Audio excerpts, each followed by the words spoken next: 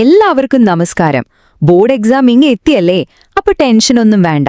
ഏറ്റവും പ്രധാനപ്പെട്ട ഒരു ചാപ്റ്റർ, കാർബണും അതിന്റെ സംയുക്തങ്ങളും. നമുക്ക് ഒരുമിച്ച് വെറും 5 മിനിറ്റിൽ ഒന്ന് പൊടി തട്ടിയെടുക്കാം. റെഡിയല്ലേ? അപ്പൊ ശരി, നമുക്ക് നേരെ കാര്യത്തിലേക്ക് കടക്കാം. ഒന്ന് ആലോചിച്ചു നോക്കിയേ, കാർബൺ എവിടെയൊക്കെയാണുള്ളതെന്ന്. നമ്മൾ കഴിക്കുന്ന ഭക്ഷണത്തിൽ, നമ്മളിടുന്ന ഡ്രസ്സുകളിൽ, എന്തിന് മരുന്നുകളിലും പുസ്തകങ്ങളിലും എന്നുവേണ്ട നമ്മളടക്കമുള്ള എല്ലാ ജീവജാലങ്ങളിലും കാർബണുണ്ട്. അപ്പോ എന്തുകൊണ്ടാണ് ഈ ഒരൊറ്റ എലമെന്റ്, ഈ കാർബൺ മാത്രം ജീവന്റെ ഒരു ബിൽഡിംഗ് ബ്ലോക്കായി മാറിയത്? ഇതൊരു അടിപൊളി ചോദ്യമാണ് കേട്ടോ. പ്രത്യേകിച്ചും നമ്മുടെ ഭൂമിയിൽ കാർബൺ അത്രയധികമൊന്നും ഇല്ല എന്നറിയുമ്പോഴാണ് അതിന്റെ ഒരു രസം. ഒന്ന് നോക്കിയേ, നമ്മുടെ അന്തരീക്ഷത്തില് കാർബൺ ഡയോക്സൈഡിന്റെ രൂപത്തില് വെറും 0.03% കാർബൺ മാത്രമേ ഉള്ളൂ.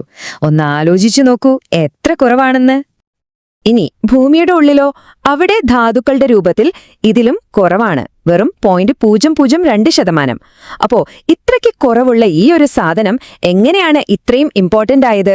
ആ രഹസ്യം കിടക്കുന്നത് അതിന്റെ ബോണ്ടിങ്ങിലാണ്, അതായത് രാസബന്ധനത്തിൽ. അതായത് മറ്റ് എലമെന്റ്സ് ഒക്കെ ഇലക്ട്രോണുകളെ വാങ്ങുകയോ വിൽക്കുകയോ ചെയ്യുമ്പോൾ കാർബണിന്റെ കയ്യിലൊരു സ്പെഷ്യൽ ട്രിക്ക് ഉണ്ട്. അതാണ് അതിന്റെ യഥാർത്ഥ ശക്തി. നമുക്കതിലേക്ക് കടക്കാം. കാർബണിന്റെ ഒരു അവസ്ഥ നോക്കൂ. അതിന്റെ ഏറ്റവും പുറത്തുള്ള ഷെല്ലില് 4 ഇലക്ട്രോണുകളാണ്. സ്റ്റേബിൾ ആവണമെങ്കിൽ ഒന്നുകിൽ ഈ 4 എണ്ണത്തിനെ കളയണം, അല്ലെങ്കിൽ 4 എണ്ണത്തിനെ വേറെ എവിടെന്നെങ്കിലും വാങ്ങണം. പക്ഷേ ഈ 2 പരിപാടിക്കും ഭയങ്കര എനർജി വേണം. അപ്പൊ കാർബൺ എന്ത് ചെയ്യും? അവിടെയാണ് കാർബൺ അതിന്റെ സൂപ്പർ പവർ പുറത്തെടുക്കുന്നത്, പങ്കുവയ്ക്കൽ. അതെ, അതതിന്റെ ഇലക്ട്രോണുകളെ മറ്റ് ആറ്റങ്ങളുമായി ഷെയർ ചെയ്യും. ഈ ഷെയറിംഗ് ഉണ്ടാക്കുന്ന ബോണ്ടുണ്ടല്ലോ, അത് ഭയങ്കര സ്ട്രോങ്ങും സ്റ്റേബിളുമാണ്. ഈ ബോണ്ടിന് നമ്മളൊരു പേര് പറയും.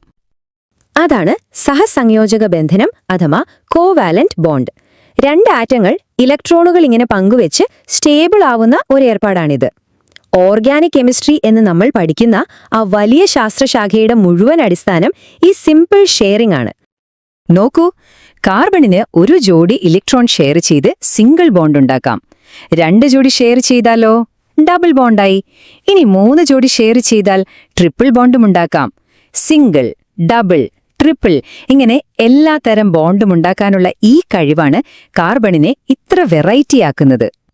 ശരി, ഇനി കാർബണിന്റെ 2 പ്രധാനപ്പെട്ട സൂപ്പർ പവറുകൾ ഏതൊക്കെയാണെന്ന് നോക്കാം. ഇത് പരീക്ഷയ്ക്ക് വളരെ പ്രധാനപ്പെട്ടതാണ് കേട്ടോ. കാറ്റനേഷനും ടെട്രാവാലൻസിയും. അപ്പോ എന്താണ് ഈ സൂപ്പർ പവറുകൾ? ഒന്നാമത്തേത് കാറ്റനേഷൻ, അതായത് മറ്റ് കാർബൺ ആറ്റങ്ങളുമായിട്ട് തന്നെ കൂട്ടുചേർന്ന് നീളമുള്ള ചങ്ങലകൾ ഉണ്ടാക്കാനുള്ള ഒരു പ്രത്യേക കഴിവ്. രണ്ടാമത്തേത് ടെട്രാവാലൻസി. വാലൻസി 4 ആയതുകൊണ്ട് ഒരേ സമയം 4 ബോണ്ടുകൾ ഉണ്ടാക്കാൻ പറ്റും. ഈ 2 കഴിവുകളും ഒരുമിച്ച് വരുമ്പോഴാണ് ലക്ഷക്കണക്കിന് കാർബൺ കോമ്പൗണ്ട്സ് ഉണ്ടാകുന്നത്. ഒന്ന് ആലോചിച്ചു നോക്കൂ. അപ്പോ ഈ സൂപ്പർ പവറൊക്കെ വെച്ച് കാർബണിന് എന്തൊക്കെ സ്ട്രക്ചറുകൾ ഉണ്ടാക്കാൻ പറ്റും? വെറും നീളമുള്ള ചങ്ങലകൾ മാത്രമാണോ? അല്ല. നമുക്ക് നോക്കാം. ഇത് പരീക്ഷയ്ക്ക് എപ്പോഴും ചോദിക്കുന്ന ഒരു ഭാഗമാണ്. പൂരിതവും അപൂരിതവുമായ ഹൈഡ്രോകാർബണുകൾ, സാച്ചുറേറ്റഡും അൺസാച്ചുറേറ്റഡും. ഇത് ഓർക്കാൻ ഒരു എളുപ്പ വഴിയുണ്ട്. അൺസാച്ചുറേറ്റഡ് അഥവാ അപൂരിതമെന്ന് പറഞ്ഞാൽ അതിൽ ഇനിയും ആറ്റങ്ങളെ ചേർക്കാൻ സ്ഥലമുണ്ട് എന്ന് വിചാരിച്ചാൽ മതി. അതായത് ഡബിൾ, ട്രിപ്പിൾ ബോണ്ടുകളുണ്ട്. അതുകൊണ്ട് തന്നെ അവ കുറച്ചുകൂടി റിയാക്റ്റീവ് ആയിരിക്കും. ഇനി നമുക്ക് ഹോമോലോഗസ് സീരീസ് എന്താണെന്ന് നോക്കാം. ഇതിനെ നമുക്ക് ഒരു ഫാമിലി ആയിട്ട് കാണാം, ഒരു കുടുംബത്തിലെ അംഗങ്ങളെപ്പോലെ. ഈ കുടുംബത്തിലെ എല്ലാ കോമ്പൗണ്ട്സിനും ഒരേ ഫങ്ഷണൽ ഗ്രൂപ്പായിരിക്കും.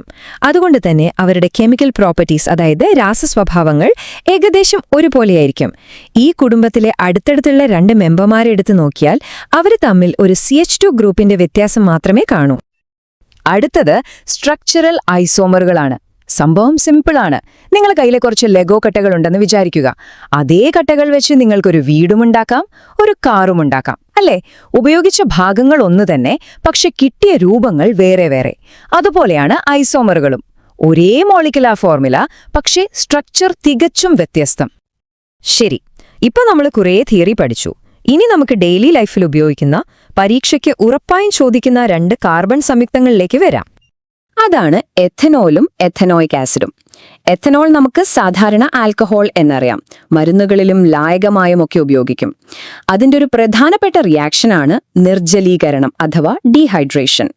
ഇനി എഥനോയിക് ആസിഡ് എടുത്താലോ, അതാണ് നമ്മുടെ വിനാഗിരി അല്ലെങ്കിൽ അസിറ്റിക് ആസിഡ്. അതിന്റെ ഏറ്റവും പ്രധാനപ്പെട്ട റിയാക്ഷൻ എസ്റ്ററിഫിക്കേഷൻ ആണ്. അതായത് എഥനോയിക് ആസിഡും ഏതെങ്കിലും ഒരു ആൽക്കഹോളും ചേരുമ്പോൾ നല്ല മണമുള്ള എസ്റ്ററുകൾ ഉണ്ടാകും. അപ്പോൾ ഈ രണ്ട് കോമ്പൗണ്ട്സും അവയുടെ ഉപയോഗവും ഓരോ പ്രധാനപ്പെട്ട റിയാക്ഷനും തീർച്ചയായും ഓർത്തുവെക്കണം. എന്നാൽ കാർബണിന് ഇതിലും പ്രധാനപ്പെട്ടൊരു റോൾ കൂടിയുണ്ട്. അതാണ് നമ്മളെ വൃത്തിയാക്കാൻ സഹായിക്കുന്നത്.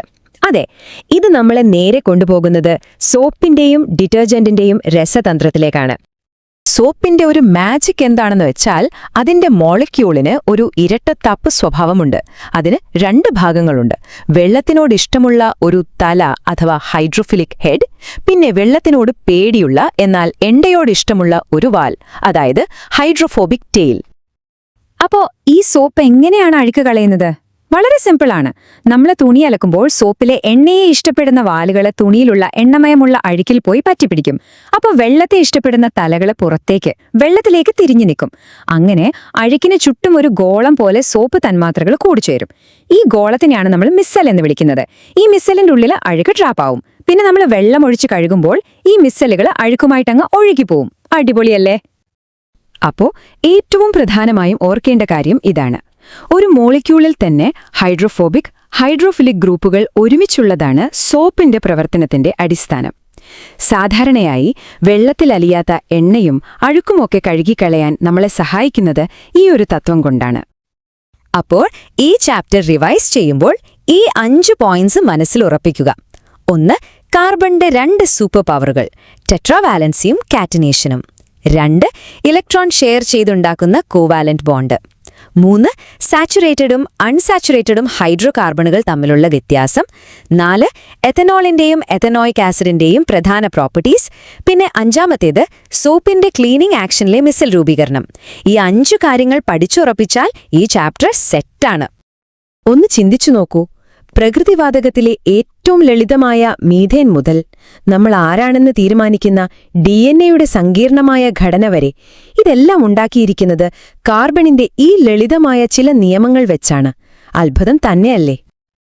അപ്പോൾ കാർബണിന്റെ ഈ കഥ നമ്മളെ ഒരു കാര്യം പഠിപ്പിക്കുന്നുണ്ട്. ചിലപ്പോൾ ഏറ്റവും ലളിതമായ നിയമങ്ങളിൽ നിന്നായിരിക്കാം ഏറ്റവും സങ്കീർണമായ കാര്യങ്ങൾ ഉണ്ടാകുന്നത്. ഇതുപോലെ നമ്മുടെ ചുറ്റും വേറെ എന്തൊക്കെയുണ്ടാകും? ഒന്ന് ചിന്തിച്ചു നോക്കൂ. എന്തായാലും ഈ പെട്ടെന്നുള്ള റിവിഷൻ നിങ്ങൾക്ക് ഉപകാരപ്പെട്ടെന്ന് വിശ്വസിക്കുന്നു. നിങ്ങളുടെ പരീക്ഷയ്ക്ക് എന്റെ എല്ലാവിധ ആശംസകളും.